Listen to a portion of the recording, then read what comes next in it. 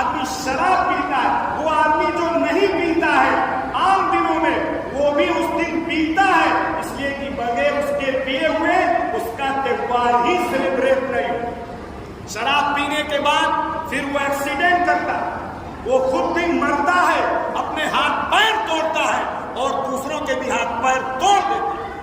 اور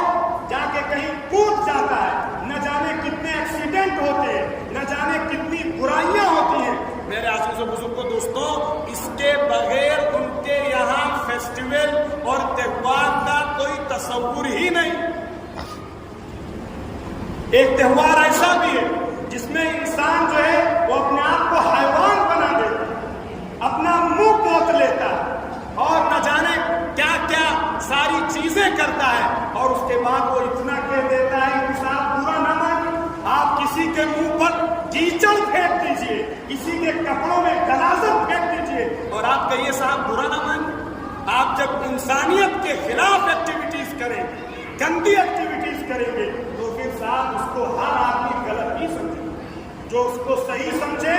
تو پھر یہ کہا جائے گا کہ شاید اس کے دماغ میں جو ہے وہ